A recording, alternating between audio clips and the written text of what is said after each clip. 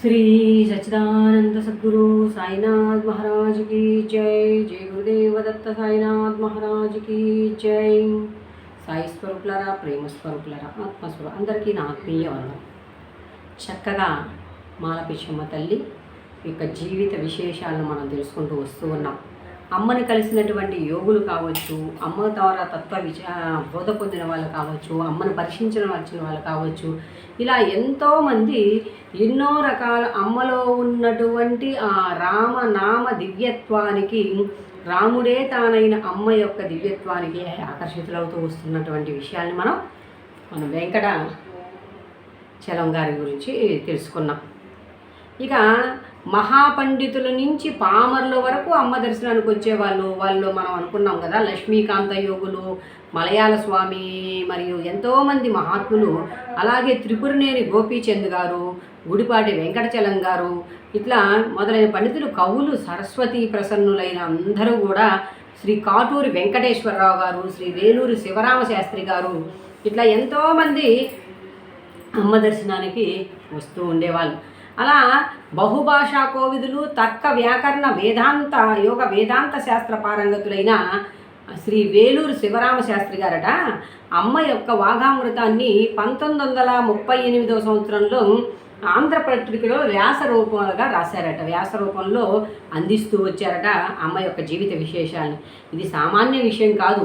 అమ్మ ఆధ్యాత్మిక దివ్యానుభవాలు మహా పండితులను కూడా సమ్మోహపరిచేవి.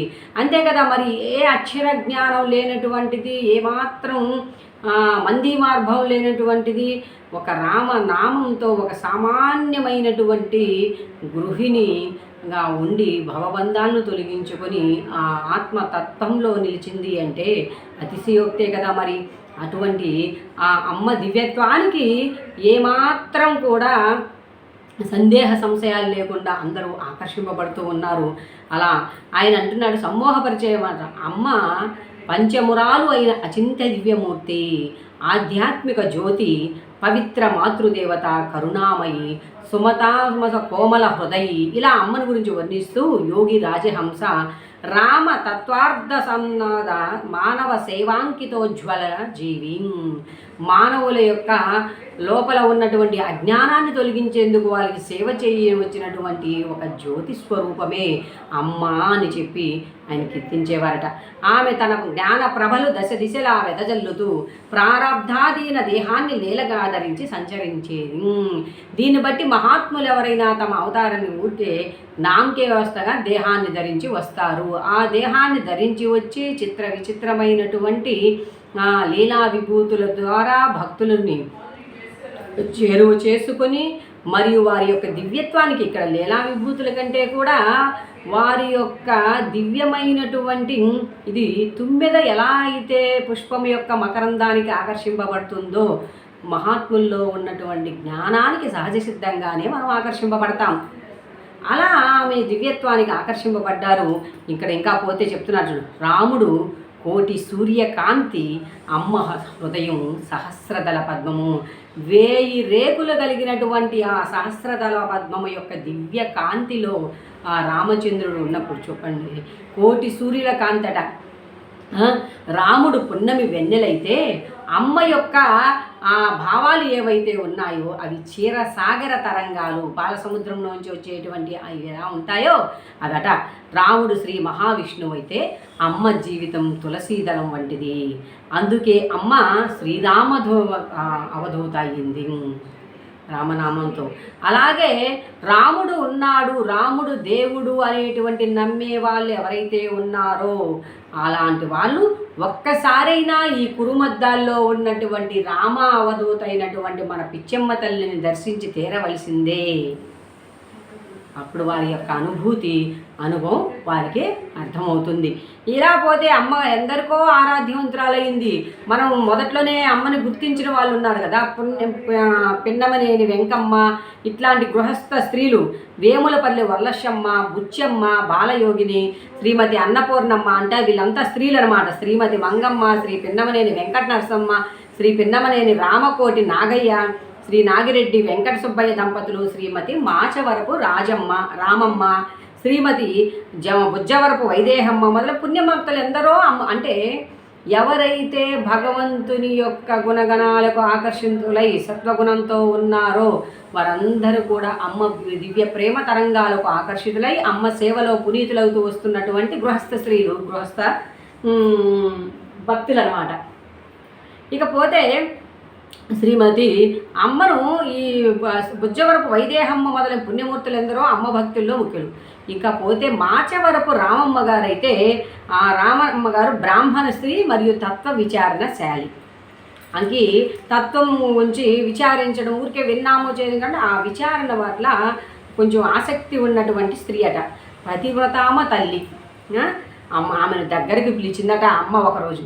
పిలిచి ఆమె బ్రాహ్మణ స్త్రీ కదా, ఓహే బాపనమ్మ ఇదంతా తుమ్మల బీడు, దీన్ని ఎలా సాగు చేస్తావో ఏమో మరి అని ఆ రామమ్మను పిలిచి మరి చెప్పిందట. అమ్మ మాటల అంతరార్థం గ్రహించింది ఈ రామమ్మ.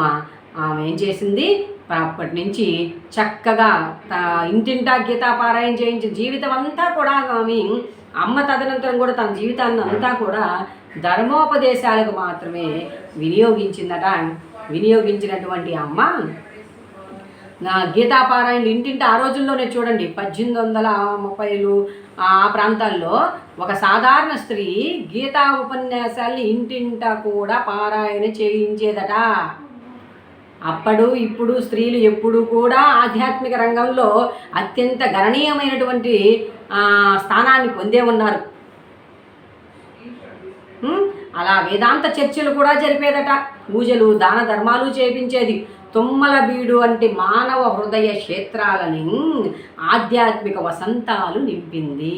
అంటే దీన్ని బట్టి మనకేమర్థమవుతుంది, మన ప్రయత్నం మనం చేసుకుంటూ పోతే, మనం చెప్పవలసింది చెప్తూ పోతే, చేయాల్సింది చేసుకుంటూ పోతే, అంటే ఎప్పుడు మనం సంస్కారవంతంగా ఉన్నప్పుడు అది ఎదుటి వారి హృదయాల్లో కూడా బీజాలుగా మలిచి వాటిని కూడా మనం మంచి ఆధ్యాత్మిక మొలకలను తెప్పించవచ్చు అనేది రామమ్మ గారి యొక్క చర్య ద్వారా మనకు అర్థమవుతూ ఉంది కదా.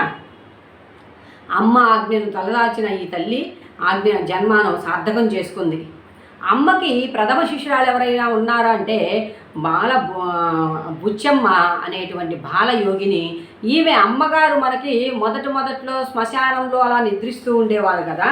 శ్మశానంలో ఉండేటువంటి బూడిదనే తింటూ ఆ కాలవల్లో బురదనే తింటూ జీవిస్తున్నటువంటి ఆ తరుణంలో అమ్మని కనిపెట్టుకొని అమ్మ వెంటనే ఉండేదట ఈ బుచ్చమ్మ యోగిని అనేటువంటి ఈ ప్రథమ శిష్యురాలు.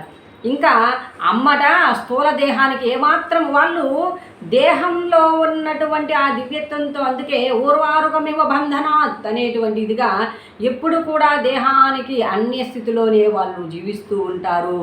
అందుకని దేహాన్ని గురించి వాళ్ళు మన రమణ మహర్షిని కావచ్చు, ఎంతోమంది మహాత్ములు వాళ్ళ దేహానికి వచ్చిన వాటిని ఏమాత్రం పట్టించుకోరు. అట్లా అమ్మ అనేదట ఈ స్థూల దేహాన్ని ఏమాత్రం పట్టించు. చివరి రోజుల్లో అమ్మ కర్ర వేసుకొని నడుస్తూ ఒక మాట అంటుండేదట, ఈ కట్టి ఎందుకు పనికి వస్తుంది, గాలిలో దీంట్లో ఉండేటువంటి అంటే మనం అంటాం కదా బుడగలో ఉండే గాలి పోతే దానికి ఏం విలువ ఉంది, అలాగే దేహంలో గాలి పోతే ఏముందిరా అనేసి తను నడిచేటువంటి కర్రను చూపెడుతూ ఇదిగో ఈ కట్టె, ఇది ఒక కట్టె, ఈ కట్టెకు మరొక కట్టె తోడు అని చెప్పి తన యొక్క చేతి కర్రను చూపెట్టేదట అమ్మ. తర్వాత అమ్మ కాలగతి, ఈ కట్టె సాయం కాలగతి అనివార్యం. కాలం తన కడుపులో ఎన్నెన్నో విషాద మధుర స్మృతుల్ని ఇముడ్చుకుని ఉంటుంది. అందుకనే మనం కాలం గురించి ఎంతోమంది హృదయాల్లో కలిగినటువంటి ఎన్నో రకాల గాయాలను కావచ్చు, ఎన్నెన్నెన్నో చాలామంది ఇప్పటికి ప్రస్తుతానికి నేను గొప్ప అని జీవిస్తున్నటువంటి ఎందరినో కాలం తన గర్భంలో కలిపేస్తుంది. ఎవరికంటే ఎవరు గొప్ప కాదు నాయన, ఆ క్షణానికి ఎదుగుతూ వస్తారు, ఎదుగుతూ పోతుంటారు. నువ్వు అట్లాని ఎవరు ఇక్కడ తక్కువ వారు లేరు, ఎవరు ఎక్కువ లేరు అని మనకి కాలం యొక్క తెలుపుతూ ఉంటుంది.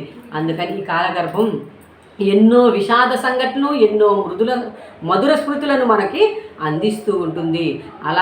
ఇలాంటి సాంగత్యాన్ని ఉన్నటువంటి అమ్మ తన దేహ నిర్యాణం విషయాన్ని ఎలా తెలియజేస్తుంది, ఎలా అమ్మ నిర్వాణం జరుగుతుంది అనేది తదుపరి వీడియోలో తెలుసుకునేటువంటి ప్రయత్నం చేద్దాం.